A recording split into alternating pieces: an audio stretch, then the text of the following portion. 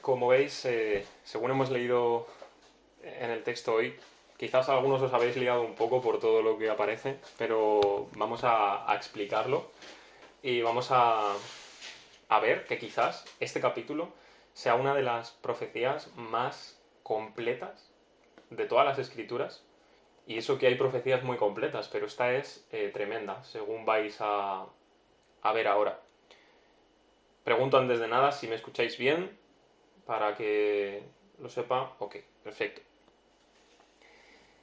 Pues desde luego que todos hemos soñado alguna vez con estar en el lugar del que manda, ¿no? Del jefe.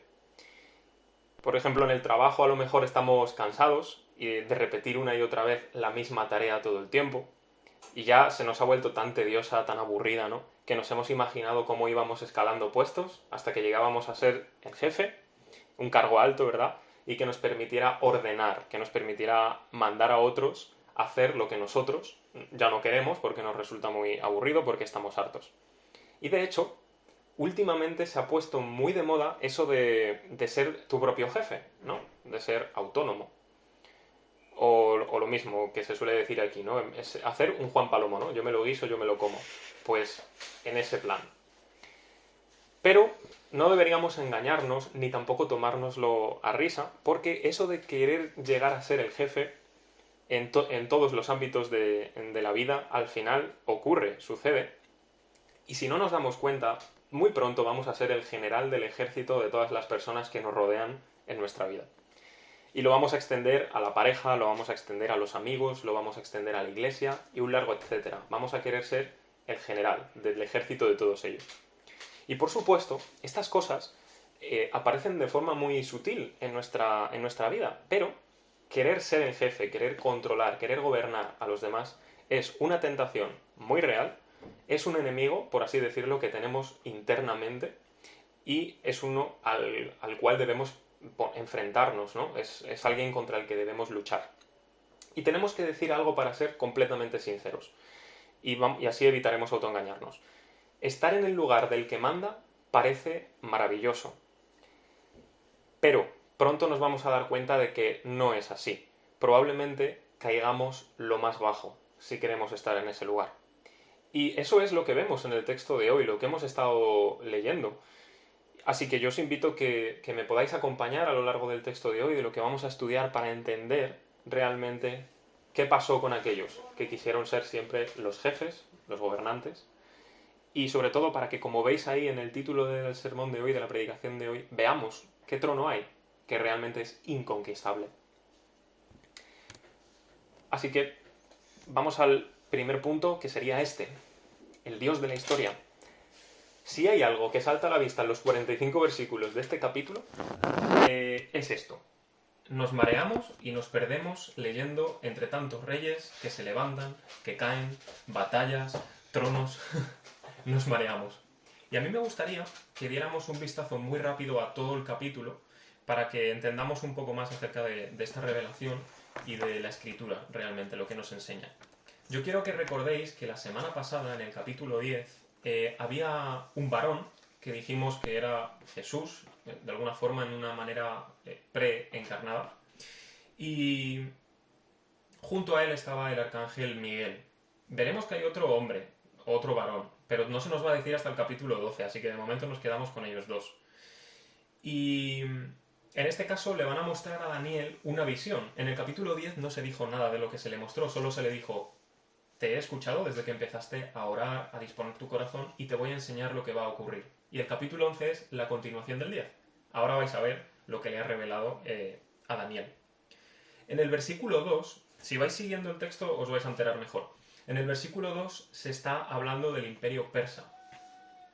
Y aparte de Ciro, se menciona que va a haber 4 reyes más. La historia confirma esto porque los 4 reyes siguientes más importantes fueron Cambises, Esmerdis, Darío, Histaspis y Jerjes I, que ese también fue el que se llama Asuero en el libro de Esther.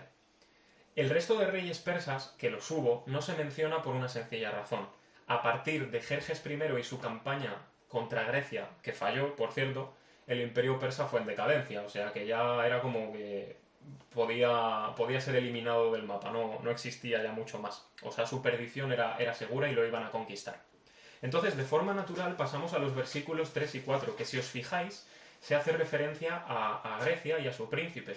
Y sabéis quién es, porque ya hemos hablado de él en capítulos anteriores. Es Alejandro Magno. Se habla de su poder, se habla de cómo su reino va a fragmentarse en 4. Y tiene razón la escritura, no se fragmentó en sus 4 descendientes, sino en 4 que no eran sus hijos. Y estos fueron sus generales: Lisímaco, Casandro, Ptolomeo y Seleuco. Estos dos últimos, Ptolomeo I y Seleuco I, son los más importantes, porque son los que van a formar 2 dinastías griegas que van a afectar dentro de la historia del pueblo judío. Van a ser los Ptolomeos, evidentemente, y los Seleucidas. Que, por cierto, en el texto de Daniel, Ptolomeo es el rey del sur y Seleuco es el rey del norte. Lo digo para que más o menos lo vayáis viendo. Y en el versículo 6 vemos que después de unos años va a ocurrir una alianza. Y esa alianza va a ser entre estos dos reyes, ¿no? Entre los reyes del norte y del sur.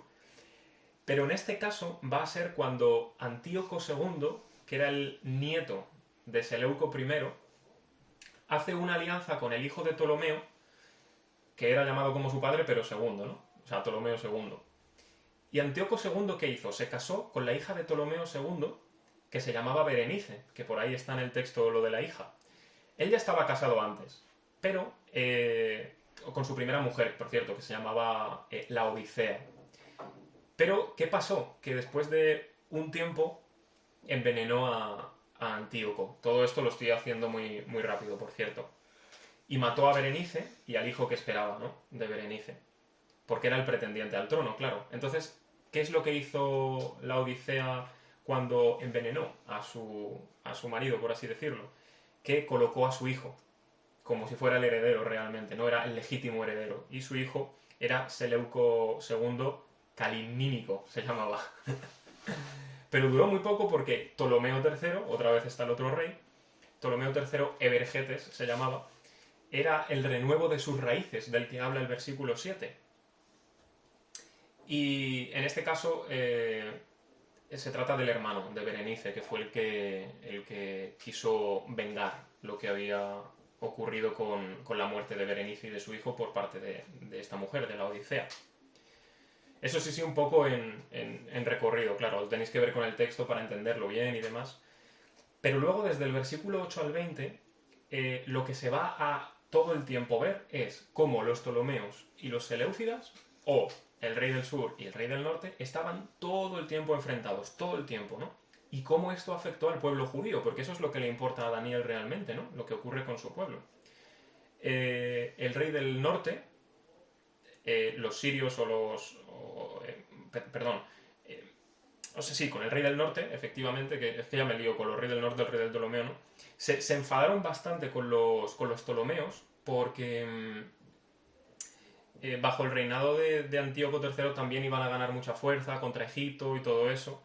Y claro, el rey del sur, que en este caso ya era Ptolomeo IV, sí, estoy yendo muy rápido, como veis, sale en batalla contra Antíoco y le ocasiona muchísimas pérdidas. Esto lo podéis ver en los versículos 11 y 12, es todo el rato eso, esas peleas, cómo pierden y demás.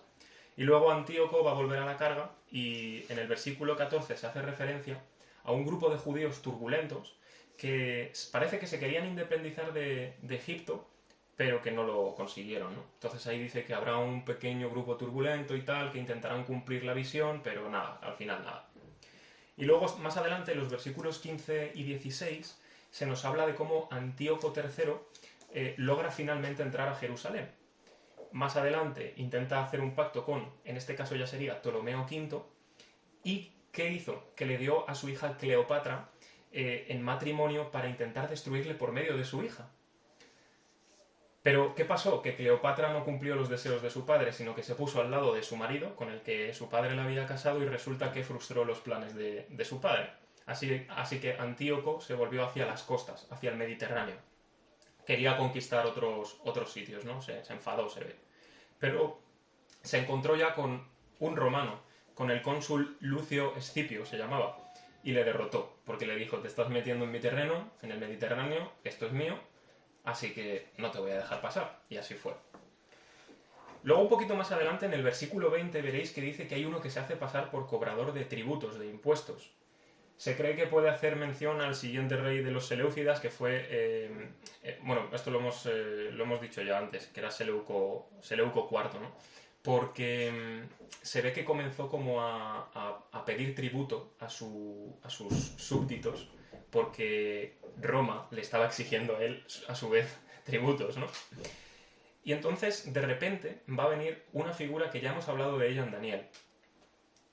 Va desde el versículo 21 al 35. Es quizás el peor de los peores. Es el tipo del anticristo. Este fue Antíoco IV Epífanes, y ya hemos dicho mucho acerca de él. Este hombre era malvado a más no poder, tenía mucha labia y conseguía muchas cosas a través de su palabra, sobre todo.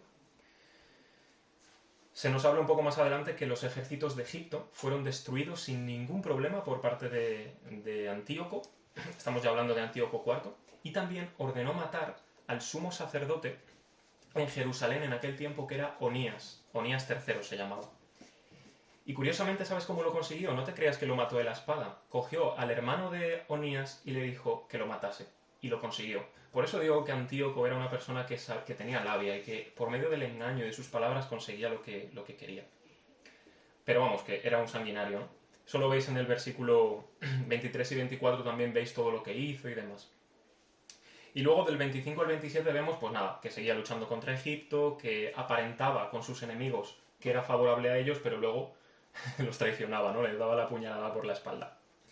Y los versículos 29 al 30 se nos habla de la segunda campaña que él intentó contra Egipto, pero esta vez no fue tan buena, porque las naves de Kitim, o sea, los barcos de Roma, le hicieron darse la vuelta. Y como estaba tan enfadado Antíoco IV que no había conseguido lo que quería, ¿sabes lo que hizo? Dijo, me voy a la Tierra Santa y voy a matar allí a los que pueda. Y así fue.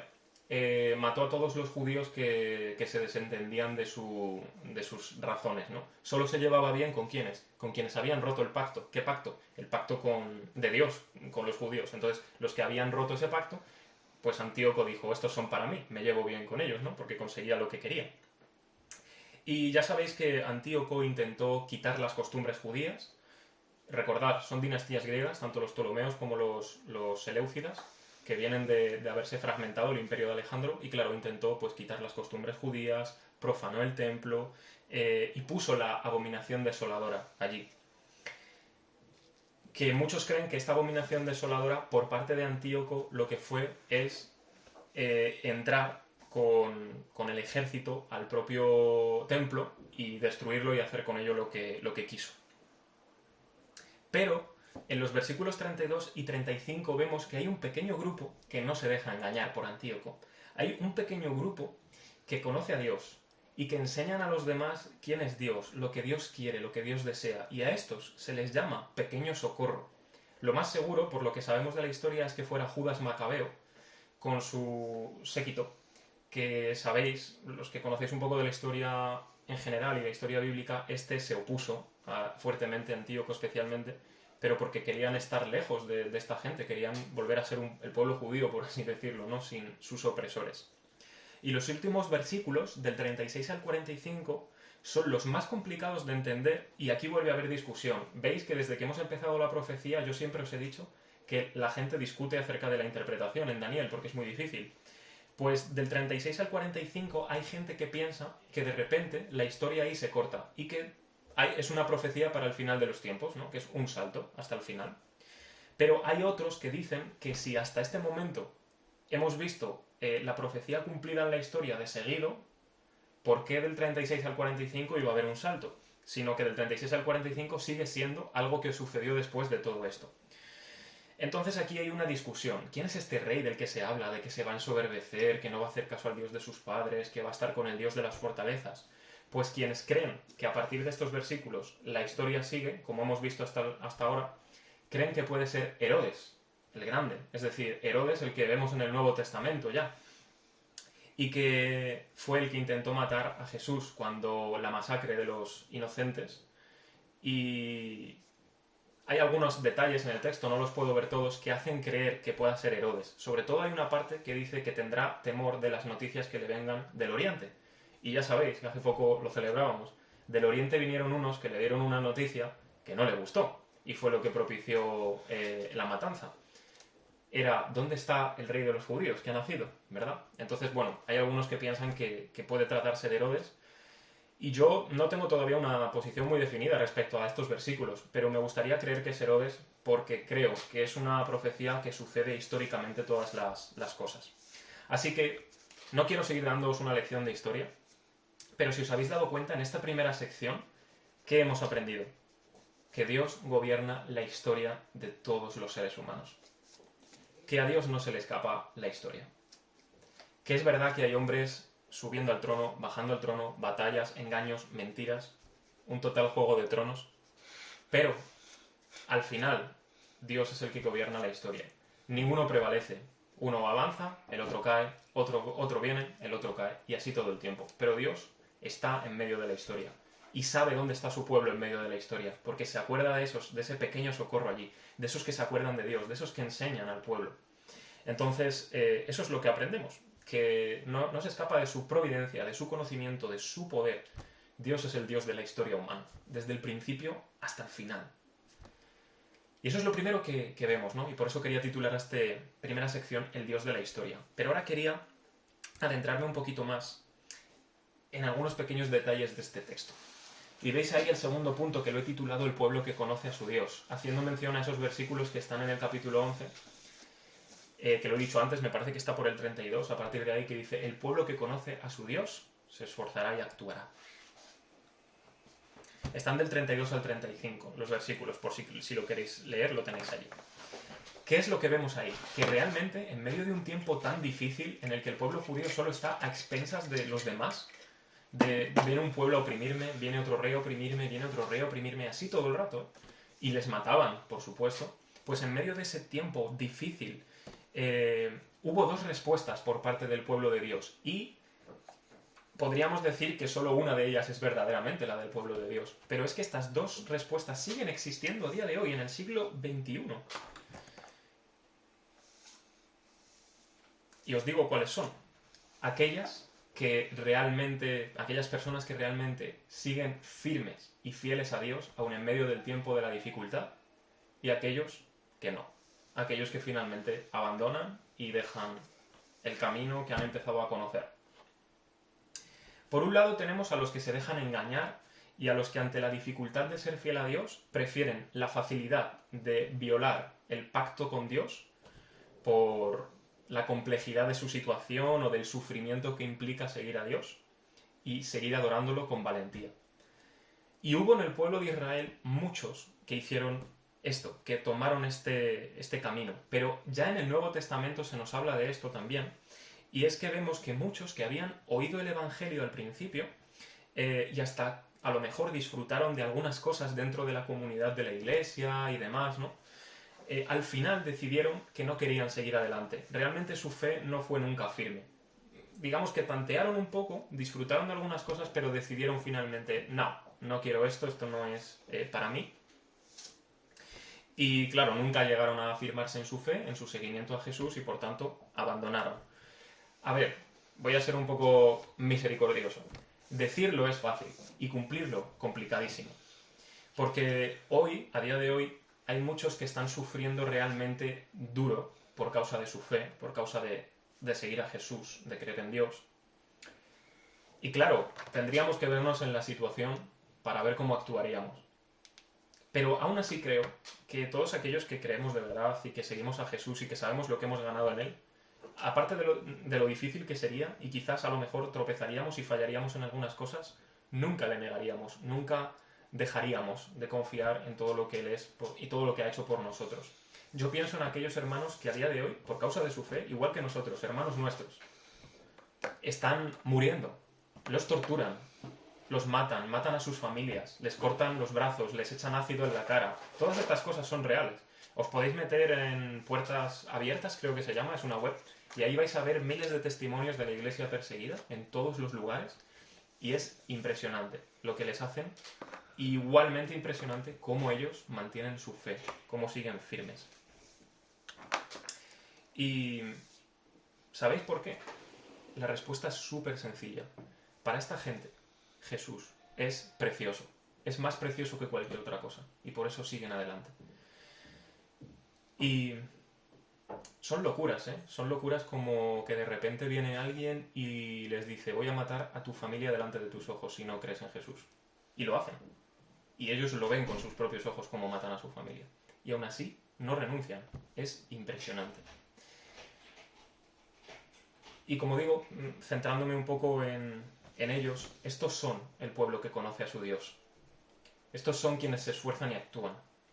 Si hay algo que aprendemos de este texto es que en medio de las dificultades más extremas, Dios tiene un pueblo bien firme, bien seguro, y estos no se van a ir nunca, nunca van a fallar, nunca se irán de la fe. Su fe no desaparecerá y su promesa de seguir a Jesús y la promesa de que Jesús los salvará para ellos es tan firme que jamás podrá prevalecer, como dice Jesús, el Hades contra ellos, contra su iglesia. Y no solamente eso, sino que Dios sabe, en medio de la dificultad, que aquellos que creen en Él están sufriendo y que están mal y que es difícil para ellos. Y es por eso que Dios, para el pueblo judío, levantó un grupo de sabios que los enseñaba la voluntad de Dios.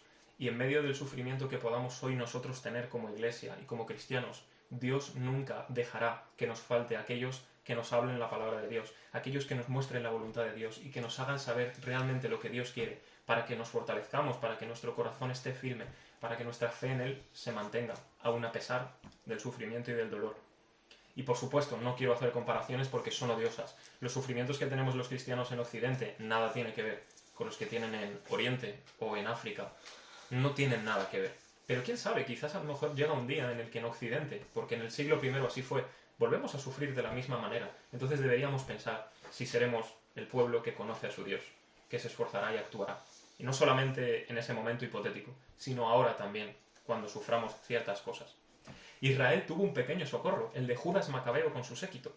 ¿Y qué nos hace pensar a nosotros que Dios no levantará hoy, aunque sea un pequeño socorro para nosotros como iglesia, para ayudarnos a seguir adelante, para seguir manteniendo? Quizás busquemos algo grande, pero Dios levantó un pequeño socorro y fue más que suficiente.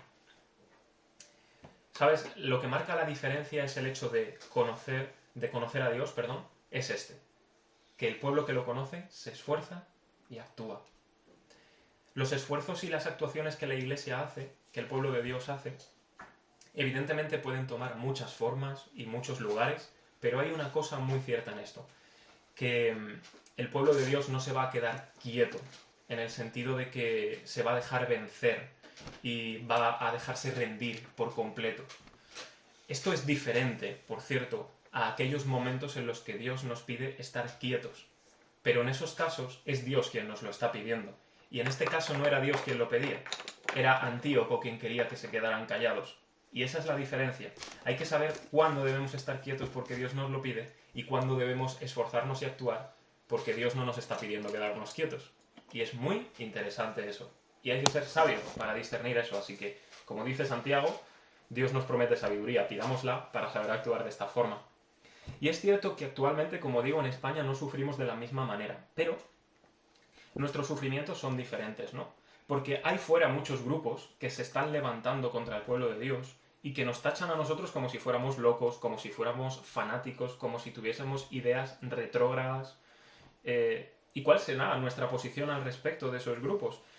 ¿Nos vamos a rendir? ¿Nos vamos a callar? ¿Y vamos a aceptar sus lisonjas, sus buenas palabras?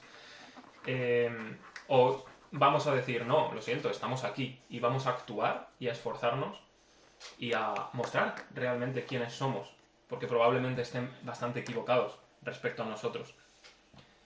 Entonces, ¿nos rendiremos o seguiremos firmes y fieles al Señor con paciencia, con perseverancia y con amor? Continuaremos sirviendo, siguiendo a Jesús y anunciaremos ese amor y esas buenas noticias a los demás. Porque eso es lo que nos pide Dios. Porque el pueblo que conoce a su Dios se esfuerza y actúa ante las situaciones complicadas y difíciles. Y quizás hasta me gustaría en algún momento que estemos en grupo hablar con vosotros cuáles creéis que son los sufrimientos que nosotros tenemos como iglesia hoy en España en el siglo XXI por ser cristianos, para que pudiésemos tomar la iniciativa de, como el pueblo de Israel, esforzarnos, actuar y cómo hacer precisamente para seguir manteniéndonos firmes en la fe y no dejarnos engalanar ni engañar por lo que el mundo quiere hacer de nosotros, ¿no? En este caso. Y por último, me gustaría que viésemos lo importante, ¿no? El trono eterno. Porque si algo hemos aprendido hoy de nuestro texto es que la historia está llena de aquellos que continuamente quieren estar en el lugar del que manda. Y no solamente quieren estar en el lugar del que manda, es que quieren perpetuarse en el lugar del que manda. Y si no pueden ellos, porque tienen que morir, quieren que sea su hijo, su nieto, su bisnieto, y así, constantemente. Quieren perpetuarse, su casa, su dinastía, su nombre. ¿Por qué? Porque tienen intereses y deseos propios que quieren mantener. Y no solo eso, quieren que sus intereses y sus deseos los demás los acepten. Pero si os habéis dado cuenta, este capítulo habla todo el tiempo de reyes que se levantan y caen. Al final esa es la realidad. Por más que quieran mantenerse y perpetuarse, caen. Yo os recomendaría que subrayéis en el texto de hoy las veces en las que se dice que aparece un nuevo rey, o que un rey cae, o que un rey se levanta. Yo lo he hecho, antes de preparar la predicación lo hice, subrayé algunas, pero seguramente se me fueron. Créeme, son bastantes. Así que os recomiendo que lo hagáis. ¿Qué nos enseña? Que por más que intenten mantenerse, al final se destruirán. Sin embargo, estos términos de reyes, de reinos, de tronos, ¿no? Para nosotros no son algo extraño, para un cristiano quiero decir, porque Dios desde el principio nos ha revelado que Él es el rey de su pueblo. Así lo ha mostrado. Cuando Israel se rebeló contra Él y quiso tener reyes propios, Dios nunca dejó de ser el rey de ellos. Les dijo, sí, os voy a poner un rey, pero de alguna manera les estaba mostrando, yo soy el rey de todos los reyes que hasta ahora estén sobre vosotros. Así que Dios nunca quiso dejar de ser su rey. De hecho, cuando Jesús vino al mundo, sabéis lo que anunció. El reino de Dios se ha acercado a vosotros. Eso es lo que Él anunció. Es decir, el gobierno del Señor en nuestra vida, que es el mejor gobierno que puede existir. Si Él es un rey, significa por tanto que Él tiene un trono. Pero más aún, si Él es eterno, significa que su trono también es eterno. Es un trono que dura para siempre, a diferencia de todos los tronos que acabamos de ver, que se levantan, que caen y que se destruyen finalmente. Así que eso es una noticia tan buena para nosotros, que Dios sea rey y que tenga un trono eterno. Nuestro rey, por un momento de tiempo, decidió dejar el trono para venir con nosotros y para luchar por nosotros aquella batalla que nosotros teníamos perdida y que nos condenaba irremediablemente a la muerte. El pecado es quizás uno de los mayores enemigos que tenemos los cristianos, toda la humanidad, ¿no? Pero los cristianos somos muy conscientes de ese enemigo. Y tiene rostros y maneras de actuar muy diferentes en cada vida y en cada persona. Y créeme, creo que el pecado en general, con sus formas y sus maneras, es peor que el listado de reyes que acabamos de ver en Daniel 11. Porque se introduce de una manera muchísimo más sutil, muchísimo peor, y es capaz de gobernar el corazón. Un rey de la historia puede gobernar a un súbdito aunque su corazón no esté con él, por miedo. Pero el pecado puede gobernar el corazón del hombre. Y lo puede hacer con firmeza, y que lo creamos y queramos dar nuestra vida por eso.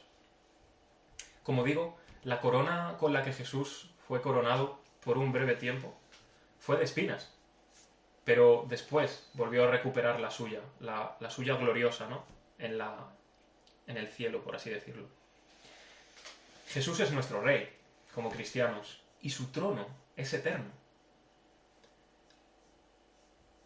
De hecho, tengo por aquí, a ver, aquí lo tengo. Jesús es el rey de reyes, es el señor de señores, ¿no? Y cuando todos los tronos, como digo ahí, hayan caído, cuando ya no quede ningún trono, ningún rey en la historia, va a seguir habiendo un rey y un trono que va a seguir permaneciendo.